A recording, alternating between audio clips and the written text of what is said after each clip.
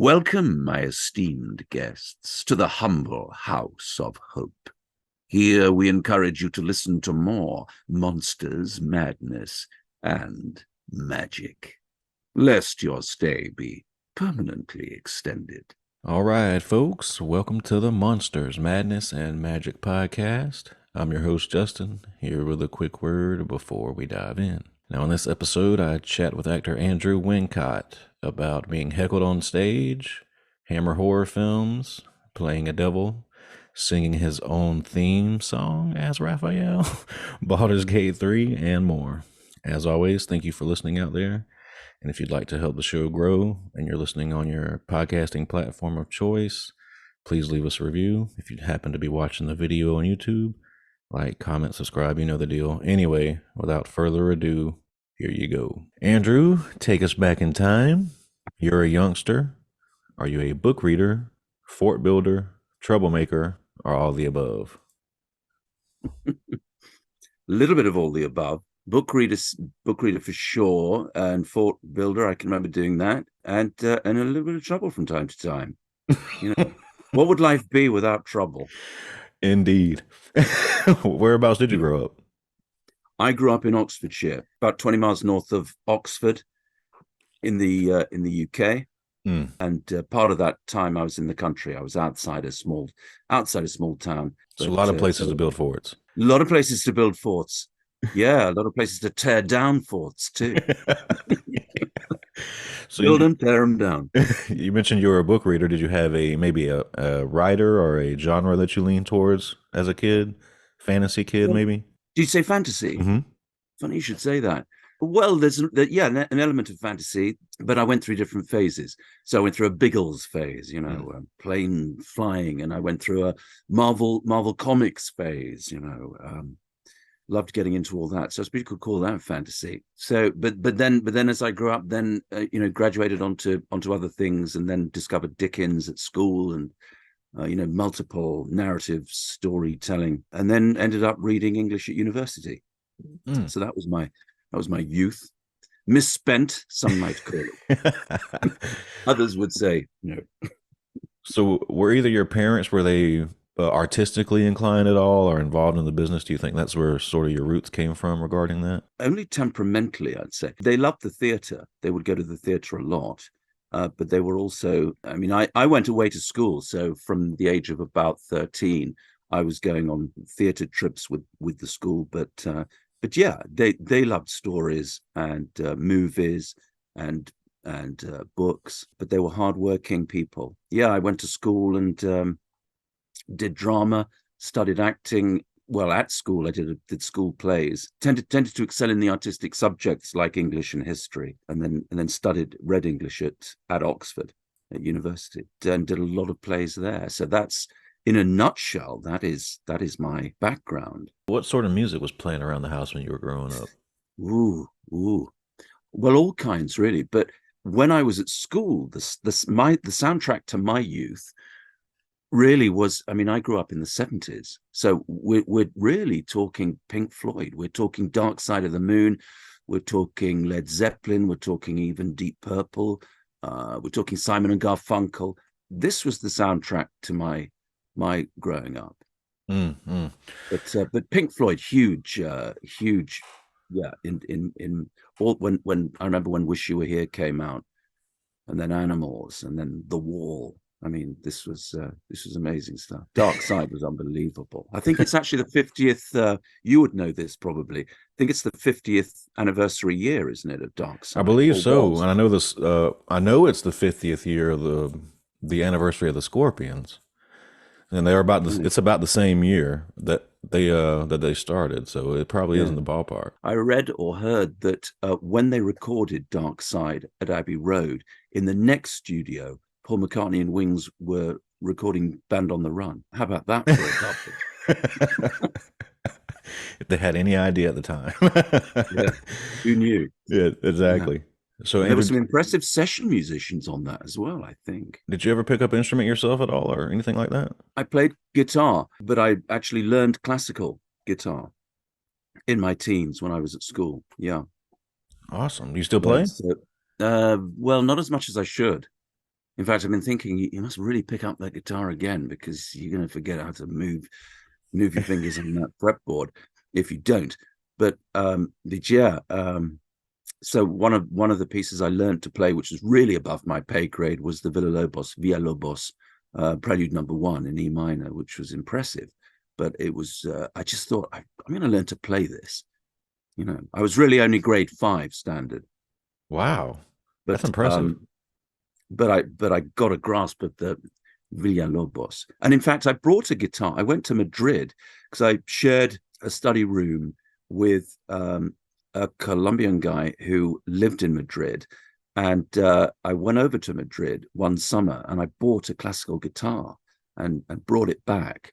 And it was just something about the tone of this guitar. I thought, this is terrific. And I've still got it. Yeah, when I was about 15, I got this guitar. Beautiful, beautiful tone. Did you ever join any bands? Only in a very casual way. Yeah, I did a bit of that, a bit of folk playing and things, and songwriting. Oh, but only on a very casual kind of way. I stuck to the bass because there was only 4 strings. Couldn't get too confused on it. Andrew, when you think back to formative films and TV shows you grew up on, what comes to mind? Wow. Well, I mean, again, I'm going back to this. If I want to go back to the '60s, I remember all the Jerry Anderson, all the puppet shows, Thunderbirds and Captain Scarlet. But there's all kinds of early kids television. But they were huge. I mean, I remember all the different voices, and I was impressed by all the voice acting. And then when you get older, you realize it's just a handful of guys who are just incredibly versatile. Mel Blanc style. Exactly, yeah. But and things like Laurel and Hardy. I adored Laurel and Hardy. Way Out West. What a treat. And then during school holidays, they would show on English television. They'd show seasons of classic movies. And of course, I also went to, when I was a kid, Saturday morning pictures. You'd always have some kind of movie showing as well as a serialized thing and animated stuff. But yeah, they'd classic film series on the BBC. All the Astaire Rogers they did one Christmas. All those classic films, Swing Time and Top Hat. The comedy, but also the artistry of it. And then I became a big fan of film noir, and still the great films of the 40s. Double Indemnity, all the films of Billy Wilder. The Apartment is another one of my favorites. Bittersweet, funny as hell, but dark, cynical, biting wit. So, Andrew, this is a question I like to ask everyone just because you never know with someone's background. What scared you as a kid? Everything. I can agree with that. My teachers at school. But no, I mean, things like the supernatural, ghosts, all of these things were, what you'd get a bit obsessed with.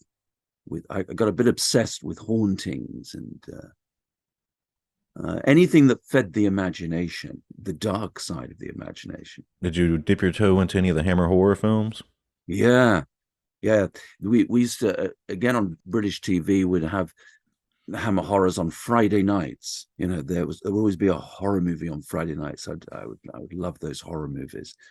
All the classic Christopher Lee, Dracula, Peter Cushing, Donald Pleasance. Yeah, all the usual suspects turning up. All those great, The Mummy. The early stuff. Those early portfolio, what do you call them? Portmanteau films where you have multiple stories in one structure. Sort of anthology type films. Yeah. And there's a very early English Ealing comedy, not Ealing comedy, Ealing, I think it might be an Ealing film, not a comedy, but they made all these amazing comedies like Kind Hearts and Coronets, which again, brilliant screenplay, funny, but dark too. With Alec Guinness playing multiple parts, all the victims, and Dennis Price playing this very suave. He was a sort of disenfranchised aristocrat. So he's after his inheritance. But Ealing made, I think it's called Dead of Night, and it's about 4 or 5 horror stories, ghost kind of supernatural, stories of the supernatural. It's amazing. In fact, I recently rewatched it. Michael Redgrave plays a ventriloquist, and he's obsessed with his the puppet seems to have a life of its own and to take him over, take control of him. That's wonderful. Michael Redgrave is outstanding in that. I'm not familiar with that film. movie. I'm writing it down to Gotta watch. chase that one. Dead of Night. I think if it's not, I'll check it, but I'm pretty certain it is. Made around about maybe the late 40s, maybe 1950. Googie Withers is in it in another part of the story. It's got an amazing cast. One of the stories is about a mirror in which is I think it's Googie Withers gives it to her husband in the film, and he starts to see a different reality in the mirror, and it changes him. He becomes this figure, this other kind of brutal, sadistic man. And all of these are sort of 15, 20-minute short films within another very clever narrative structure, which takes place in a sort of haunted house. I love the anthology, the wraparound stories around anthologies and how they tie them together. You'll love that then. Yeah, Dead of Night. While we're on the subject of spooky things, were you a Twilight Zone kid or anything like that? A little bit, but not much. Yeah, some, but not hugely. So when it comes to acting specifically, do you have maybe a eureka aha moment you can point to where your own interest arose and you thought, I'd like to give that a try? I don't know if there was a eureka moment. It was well, I suppose the first time I acted, it was when I went to school, and different plays were. This is when I was about sort of 12, 13 upwards. I mean, I'd done bits and pieces, and I was always good at reading. I would read publicly. There was a certain amount of church background at the school. I would read the Bible, and the King James Bible, the 17th century King James Bible, is the language of Shakespeare. And when I started to study Shakespeare, I also started to act Shakespeare, but that was later. That was when I was at university. The first plays I did at school were Patrick Hamilton's The Duke in Darkness, John Osborne's Luther, Bernard Shaw's The Devil's Disciple.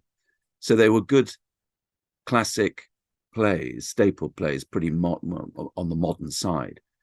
Playing Luther was pretty amazing, but I think it was the Duke in Darkness, the first one, which really gave me a taste for it. Was that your very first time on stage? I would say so, other than, nativity, sort of, kid stuff.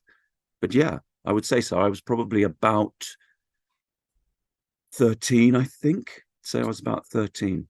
And I played a jailer. It was a sort of medieval set piece. A duke was imprisoned, and I was his jailer. But in the end, I think he becomes instrumental in helping him escape. So it's one of those plays that doesn't get done. It's probably considered quite melodramatic, but it was popular in its day, probably in the 50s. At any point early on, or even now to this day, did you have to deal with stage fright? Not stage fright, but I've had moments where, really scary moments. In fact, I was only talking about this the other day, about 2 days ago, where for some reason or other you blank. And you can usually, in a way, there's no explanation because it can happen to you at any time, but you try to rationalize it. You try to make sense of it. Why tonight? Why that line or whatever? But there was one occasion when I'd rattled through all this text.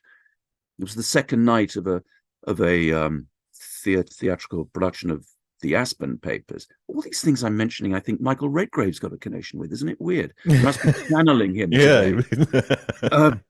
Michael Redgrave, there was this wonderful adaptation of the Aspen Papers, and we did it in Rep Theatre in Colchester, and I played the main character who's a writer, but he's trying to get a hold of these letters that are thought that they're based on. They are the letters of a famous poet now dead, safeguarded by this mysterious old woman in a Venetian mansion. And he's trying. The poet Jeffrey Aspen would be based on Byron or Shelley, someone like that. My character's this critic trying to get these letters and publish them.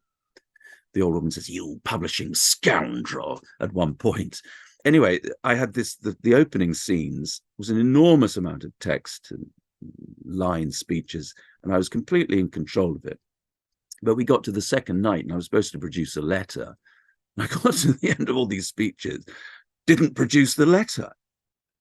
Why? The actor on stage said, Harry, wasn't there a letter that you received? Oh, yeah, yes, Helen produced the letter and then got back on track. It was very odd. It's like an out-of-body experience. In fact, when I started one of my first professional jobs, I played Alec in Test of the D'Urbervilles. We were touring the West Country in the UK, which was a wonderful, wonderful job. It was my way of getting in rep theatre, where you'd have one play a week. It wasn't like that, but we were playing different venues every night. So we were moving around. It was small to middle scale touring. Sometimes we'd be in one place for a week, or if we were lucky, 2 weeks. But mainly they were one night stands, and we were village halls or sometimes purpose-built theatres. It was an incredible grounding in learning the whole business of acting in the theatre. Different spaces acoustically, and in some ways the best places were the village halls on the edge of Dartmoor or Exmoor, Chagford or Dulverton. These tiny places. You'd arrive in the afternoon. We didn't put the set up, but we did help to strike it at the end of the evening. So we were like a family on the road. We were doing this touring. So this is about out-of-body experiences. And we got to Falmouth in Cornwall. I was heckled that night. I was hearing voices. But so I came on stage as, first of all, so every time I came on stage for the first half of the play, I would start a line and I would hear, arsehole, from somewhere around me. But nobody seemed to react. Nobody reacted in the audience. Nobody else on stage reacted. So the feed line was something like, it might have been more judicious for the parson to have also mentioned the noble blood running through Jack D'Urberville's veins, because he's an asshole, would come from nowhere. And it was bizarre. I felt I'm hearing voices. I felt my body was, or my spirit was levitating above this. I was looking down from a great height. It was dissociated. It was really, really bizarre experience. And I came off stage. And I said, "Did you hear that?" Yeah, we heard it. But the thing is, you can't do anything about it. You're in the middle of a show. I mean, I could have stopped and said, "Did you hear that? Did you hear that? Did you hear that? Did you hear that voice? Who said that?" And then you break through the fourth wall and you're into something else. So I thought that probably wasn't a good idea. You think the show must go on. Anyway, They got rid of it in the interval. Somebody drunk had latched onto the company and followed them back into the theatre, and they thought he was part of the company. I don't know. There's a whole sort of mythology around this story now, but it was an amazing experience, an out-of-body experience. So when you're doing something you know so well, and then suddenly you're hearing voices. Yeah. Would you say heckling is common in that sort of theater production? No, I wouldn't say it's common in British theatre. Normally, everyone's very well behaved. But there have been stories recently of people wanting to sing along in musicals, and then that's spoiling it for everybody else. So then they're ejected from the theatre. I've heard that story a couple of times. So, Andrew, this is something I like to ask all actors when I have a chance. To the non-actors, like myself, the layman's, feel like the term method acting has become muddled. It's kind of thrown around left and right. What is your method? Well, yeah, that's a good question, because method is just a method after all. But look, I would say it's all about the truth. What we're doing is we're looking for the truth. We're looking for the truth of a situation or of a character and how that character acts in that situation.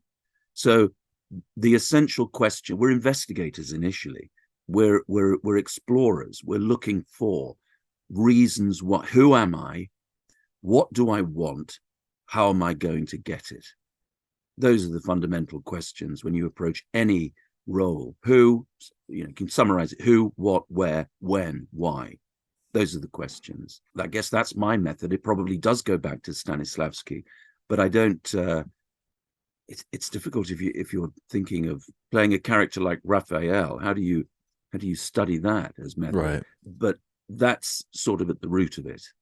And plus tradition is a huge part of it. I think Raphael's rooted for me in my early experiences in Jacobean theatre, because he's a kind of 17th century character. Well, he's as old as time, if you want to look at it in that way. But there's something 17th. I see it as like Milton's Lucifer in Paradise. Yeah. He comes from that tradition. So my method is also about placing things in time, in history, in that tradition, which helps enormously. You find the style of the character, the style, the way he speaks, the way he moves. And that's all rooted in theatre too. Olivier said, I think it was Olivier said, you get the shoes right, you'll get the movement right. And Gielgud famously said, style is knowing what kind of play you're in. So these are rather flip answers, but they're revealing. But essentially, we're mining for the truth. That underpins any method, any approach. Some people work outside in, so I think Olivier preferred that way, and others want to work inside out, so they're going deep inside the character and letting that inform all the other things. And I think it's a sort of mixture of the two. So when it comes to maybe work that you do that we won't see on the stage or the screen to build character, do you do anything like that? Like maybe just off the top of my head, maybe you make a journal or something like that for your character? I wouldn't make I might make jottings of some kind. I might make some notes, but it's all in the script, in and around the script. Everything is rooted in the words on the page, and absorbing those words and respecting the words, living the words, letting the words become a part of you. That's if we're talking about theatre. I mean, to a lesser extent, that's also true of audiobooks. It's only lesser because there are so many words on the page, and you're also inhabiting many different characters within the narrative. But you're still looking for. You're sort of trying to get inside the storyteller, and you're still looking for the truth of the storyteller's imagination. And through the storyteller, through him or her, you are accessing all these other multiple characters. I will heavily note the scripts, heavily annotate the scripts, check things, write down any thoughts, but not a journal as such. If I'm doing theatre, I will always have the script with me, because if I'm standing in a queue anywhere, you can just get the script out, and until, well, even when you're running the play, it's never far away. Right. You should always go back and refer to it, I think, even during a run. So do you have any personal favorite roles that you played during your time on stage? Favorite roles? Well, many of them. I mean, I mentioned Alec in Tess of the D'Urbervilles. I played the actor in The Woman in Black, another ghost story. That was an extraordinary experience because he's never really off stage. And then there was another occasion I played Jack in The Rivals, which I played in Vienna. But it was a wonderful comedy. I love doing comedy. Another Neil Simon's play Lost in Yonkers. I played a gangster, not a part I'd normally be asked to play, but I sort of discovered something. This is good. I was tapping into all those film noir, you see. Right. Found that liberating, and of course, once you find the voice for a character, then for that sort of character, Louis, who's sort of a gangster to these two boys, his uncle to these two boys, Uncle Louis. Once you find the voice, then you start to move in a different way. Very interesting how the voice led that one, I would say. And we had this amazing set. It looked like an Edward Hopper set, because it was set in Yonkers. So was it, from the stage, Andrew, was it your intention to break your way? I know you said you were doing readings. Was it your intention to break your way into the voiceover side of things? Well, it's strange because the work leads you. You go where the work is. I started professionally. I trained as an actor in theatre, mainly classical theatre, and yes, I was doing Shakespeare and have done a lot of Shakespeare and Shaw. But a few years after that, I was invited to audition for the BBC radio drama company. We have a strong tradition of radio drama at the BBC. And at that time, it may still be true, they would audition you if you wrote in. It wasn't as if, we'll see you if we can, or no, sorry, we don't. No, nothing doing today or for the rest of the year. Thank you very much. No, they had to do it. It was an obligation. So I wrote, and I got a letter back saying, yes, come along and audition. And I went along and put down some voices. You're invited to put down different characters, different styles, different ages of characters. So you think about, well, what can I do? What's my range here? And then you start to think about, well, I'm not just castable in radio according to the way I look. I can be anything my voice will enable me to be. Right. So it became very liberating, and I was invited to join the radio drama company, and I was there for about 18 months. And after that became a freelance radio artist and worked a lot in radio for many years. And they're not long. The individual freelance contracts aren't too time consuming, so you can fit them in around longer theatre projects. Doing the radio drama company was amazing. I mean, I can remember a 10-episode adaptation of David Copperfield we did. Each episode was an hour. They don't make them that long anymore, that detailed anymore. They're shorter. The episodes are shorter. And I played Steerforth in that. He's a kind of Raphael-like character. I really enjoyed getting into radio, and out of that later came audiobooks and the games. The games started after that. Around, we're talking about 20 years ago, probably. No, more than that, 25 years. The original Broken Sword. And there are an awful lot of radio actors in that. In fact, there was a radio drama producer, and he was directing all the voices. But a number of us from the radio drama company, past or present, did some voices. And I think I'm right in saying that was the first game that really took voices in computer games to the next level, to a major level. The original Broken Sword, around about 96, I would say. A few years after that, I started doing voices for games in a big way. I know your first experience, correct me if I'm wrong, with Larian specifically was Divinity, right? Yes, I think that's right. Now, was there any motion capture for that role? No. The only motion capture I've done is Boulders Gate 3. That's the only motion capture. What was that experience like for you for the first time? Well, it was extraordinary, because I realized once I started, they said, oh, can you angle it slightly? And then suddenly I felt, okay, I'm acting in 3 dimensions here. This is like theatre. Yeah. That was exactly how it felt. It felt like I was going back to theatre. And especially with Raphael's. I've heard that. I'm sorry to interrupt you, but most motion capture folks I talk to say that they're surprised how similar the medium is to theatre. It's interesting, yeah. That's exactly how I felt. And especially with Raphael's innate theatricality, I suddenly felt I was moving and gesturing exactly as I would have done on a stage. It suddenly felt like being very much at home. On my very first session, I just got into the suit, and the light receptors were put on me, and I was wired, and I thought, well, this is slightly strange. And then we were in the studios in Croydon, wired for sound, all set to go, and the fire alarm went off. Oh no, we have to evacuate the building. So there I am in the Velcro getup, and I'm standing on Croydon High Street in the drizzle on a Monday morning. That was my introduction to motion capture. Very high tech. But that didn't last long. We were soon back in studio. So with the role of Raphael, was it the previous relationship that you had established with the studio, with Divinity? Did they bring you in, or was it another audition process? I remember it was another audition process. We were invited to put down have a go at different characters.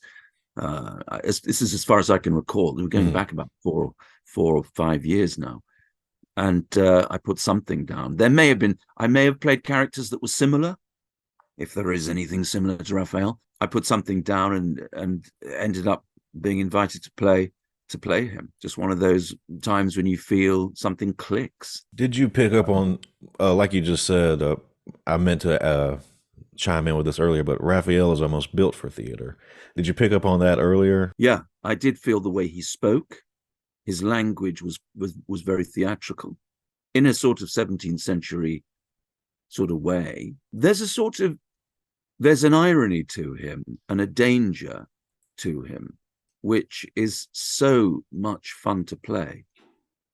The way he teases and toys, and he goes, to me, yeah, he goes back to a Jacobean tradition, Shakespearean sort of tradition, where the language and the sense of the irony and the danger together are very, very close. Those villains, if you like, but they're charismatic villains. They're popular. They're the characters you love to hate or hate to love. People are drawn to them. Those charismatic sort of characters are tremendous fun in the theatre and in any medium. You said villain, which is interesting because I spoke with Neil Newbin. Yeah. And he plays a lot of quote unquote villainous characters. And the way he approaches it, he says, is he never judges his own character. So when he's playing, he never sees himself as a villain. You can't see yourself as a villain in a way. I'm just looking at Raphael in the role he fulfills in the game. And because he's the devil, I can't make too many excuses for him, but he's just being himself. Right. And when you play a character like that, you look for ways in which you can identify with him. So it goes back to who he is, what motivates him, what drives him. And you try to explain, understand your character in that way. So in that way, you don't judge, you just explore. Raphael's difficult because he's the devil. He's the devil. Yeah. That's the exception. But he's a nice devil, so, but I don't feel sorry for him. I don't know. Characters that aren't human we're now into, what's human? No. Right. We're into a different. Maybe he's too human. Well, maybe that's the problem there. And maybe it's I don't know. Yeah. Maybe it's the human side of him that's appealing. Maybe that's how he gets around people, by appealing to their humanity or by manipulating their humanity or what they need and desire. There's a great scene with Raphael in the game where during the actual battle with him where he's singing his own song. What do you make of that? I don't know. It's like I think it's Karlak is one of the other characters that breaks the fourth wall throughout the game. And it did take it took me out of the game for a second, but not in a negative way. It was more like a pleasant sort of laughing moment. Yeah. A number of people have said they had to stop for 10 minutes. Yeah. And listen to the song and just get their heads around it, because it is so out of left field, isn't it? Yeah. And other people have said, oh, he's like a Disney villain. Yeah. And other people say, well, of course Raphael's going to have his own song. Of course he is. It's very fitting. Yeah, it was a masterstroke, to do that. It was a fun session to work on, because Borislav was directing me remotely, talking me through it. He would say, yes, we have it. Just give the performance now. Yes, give that. Yes, that's right. I feel we're almost ready to go on stage now. Yes. A lot of enthusiasm. Yeah, it was like we're about to do a musical. I mean, Raphael's going to appear in a cloud of smoke through the trapdoor below, and very full costume, big number. Yeah. So Andrew, since the game has launched, do you have a personal holy shit moment to where you've realized just how big this thing is? It's one of the biggest gaming releases of all time. Does seem to be, doesn't it? I think it's, for me, it's been a gradual realizing of just how big this game is. I think we knew it was going to be big, and but we didn't know how big. I didn't. I had no idea that it was. Perhaps I still don't know. Perhaps I'm still realizing, but everybody seems to be talking about it. It's winning every award possible. It's doing so well. It's sweeping the board, multiple awards, multiple. It's extraordinary. Now, I was talking to somebody at Games Workshop actually a few months ago in Nottingham, who were behind Warhammer 40K and Age of Sigmar. You might know about that. Yeah. So I was working on an audiobook there, and I said, "Yeah, I've been working on." There was a big release of a big game, Boulders Gate 3. They hadn't heard of it, but they went back and said to their excuse me, their other half, "Oh yeah, I'm working with an actor who's played a role in quite a significant role in Boulders Gate 3." And he said, "Oh, it's only the biggest game ever." I mean, it is. It is one of In them. the world. Yeah. And you haven't heard of it. Okay. If you're not in that world, but if you are, it's immense. It is. It really is. Because it also brings into the elements of Dungeons and Dragons, which brings in a whole new type of player and fan base that maybe not would have checked out a game like this if it wasn't sort of putting together all those pieces. And there's a whole family, actually. There's a Baldur's Gate 3 family, it seems, that, the companions and other characters. I feel very privileged to be a part of it. I haven't been in a game like this. I feel I've been very lucky to have been invited to play Raphael, who's made such an impression. He's a character I feel very comfortable playing and enjoy playing. And I feel very lucky to be asked to play him because they're so much fun to play. Revel in all that. Revel in the devilry. I wanted to ask you about narration because I know you do a lot of audiobooks as well. How close is the narration process to booth acting? Is there a sort of acting flair attached to it? Absolutely. You're creating in an audiobook, you're creating a whole world. And that's the world not only of the writer, the narrator, and but also you're creating every character in there. And now it's up to the actor to decide how much they're going to characterize, whether they just shade or color the characters, or whether they're really going to inhabit them or invest them vocally with extraordinary vocal characteristics. I did a series, an epic fantasy series. You might know a writer called Tad Williams, an American writer, and he's written 2 or 3 trilogies, and I am the voice of, well, the first book in the trilogy is The Dragonbone Chair. I've forgotten the name of the group name for the trilogy, but we're onto about the 3rd trilogy now, and they were a major influence on George R.R. Martin. He cites these novels as major influences. So the first one was written in the 90s, and over the last 7 or 8 years, I've been recording these Tad Williams books, and it's a medieval world inhabited by all sorts of characters. It's partly Arthurian legend, but it's also Norse mythology. So there are trolls, and there's a whole immortal characters, the fairy characters, and there are many warring factions, warring worlds. So I'm probably also describing Game of Thrones. It's very similar. I am creating the world through my voice, and I've given voice to all these characters. It would be very difficult for someone else to come in and take over where I've left off, because they're, well, because it's hundreds, if not 1,000 different characters through the course of the books. The books are about 35 to 40 recorded hours.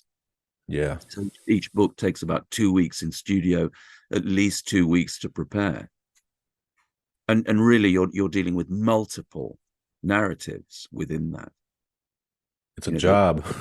It's exhausting. It's exhausting. And I probably didn't, I made decisions with some voices that probably was not the right decision if I'm thinking of longevity. I probably should have made easier choices for myself, but creating the voice of fairy immortals, immortal characters who are the way they're described, you have to find a voice for them. Right. So I tried to take a lot of bass tone out of my voice and create them as, light, ethereal creatures. But that's exhausting to sustain. And you're reading this for a whole day in studio, and by the end of it, yeah, it's like running a marathon. Yeah, I when you can do see a that. book like that. In fact, all audiobooks have their challenges, different challenges. Whatever you think, this will be easy. No, it's not. I can only imagine having to work through all the pronunciation of all the names. Yeah, getting on top of all the pronunciations, even in an epic fantasy where I'm creating the how am I going to pronounce this? So long as you're consistent, it's fine. But you have to remember, someone has to mark it, and I get the producer now to capture it. So can we go back? How am I saying this? Oh, right, okay. And then what character voice did I use for this character? Who we encountered 3 days ago and 300 pages back. Right. And trying to keep tabs on it is encyclopedic. Oh, this character appeared in book 3 of the series. Did he? Wait a minute. I have a dim recollection. What year was that? Yeah. So, Andrew, what would you say is the best acting advice you've received, and who gave it to you? Best acting advice. Wow, that's a tricky one. Maybe I should say I've yet to receive it. That's a good answer. I'm still learning. Every time I go out there on stage or into a studio, I'm learning something. There are all sorts of stories, but there's no one piece of advice. But it all goes back to searching for the truth and finding the rhythm. I think it's the rhythm of truth in the rhythm of the character, the rhythm of the verse. If it's Shakespeare, you've got a heartbeat that's propelling you. It's the heartbeat of humanity. But you've got to be humble before the text. I think you have to respect the text, and 90% of acting, I was once told, 90% is listening. And that's really important on stage. It's focus, it's concentration, and being in the moment. You listen to and you respond, but you stay in the moment. That's about the truth as well, I would say. And there's an interesting crossover with sport. I was having a conversation the other day. When a tennis player is in the zone, or a darts player, we've had an amazingly successful 16-year-old darts player this week, how you cut out all negative influences and just stay positive and stay focused. So if you make a mistake or something, you can't dwell on that. You've got to let that go, because if you brood on that, you're going to make another mistake. So if you fluff a line, put it behind you. Stay on the moment. Stay on where you are. Be truthful in that moment. Don't think about that, what's just happened. Let it go. And that's true of any sports player, I think. You've got to shut out everything that's negative and stay with everything that's positive. And trust your fellow actors, trust your writer, the writing, and trust your instinct. That's another huge thing, especially in games, because we don't get an awful lot of time to prepare. I'm very used to going into a studio with little or no preparation. I can't think of that. Certainly wouldn't happen in an audiobook. You have to be really prepared, and in theatre too. That's what the rehearsal process is all about. But with games, there's an awful lot about being free to be instinctive, to unlock a character just by experimenting, playing. Try this, try that. Problems. Actually, a lot of acting is in the rehearsal room, but in the studio, it's problem solving. And why isn't this working? Let's figure it out. How can we find a way to make this work? Try this for this guy. How about this? Would this work? Give me some clues as to this character, what you're looking for.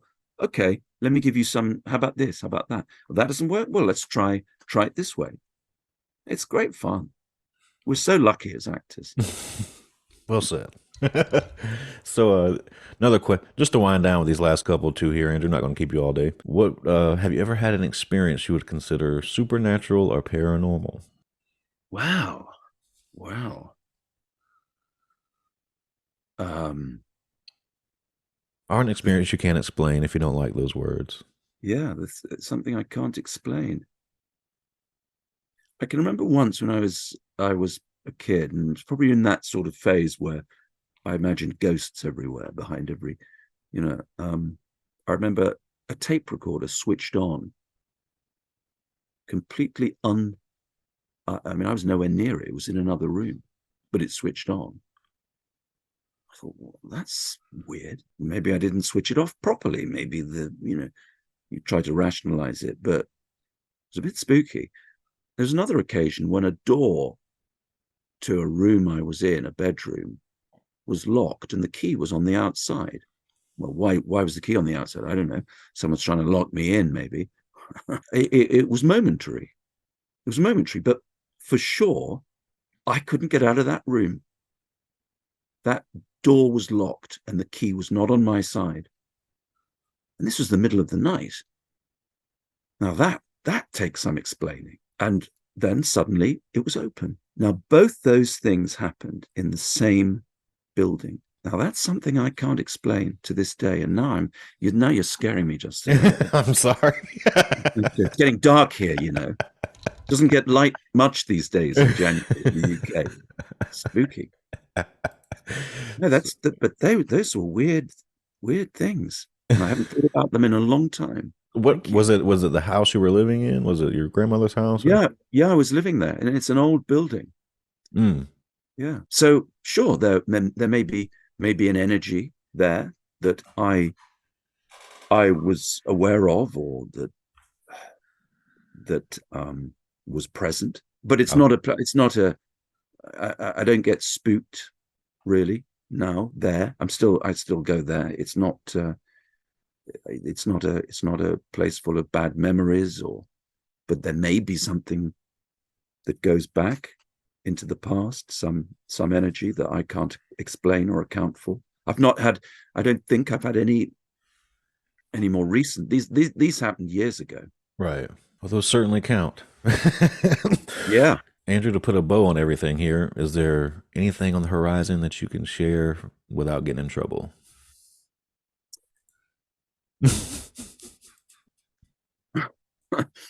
There isn't much I can share, actually.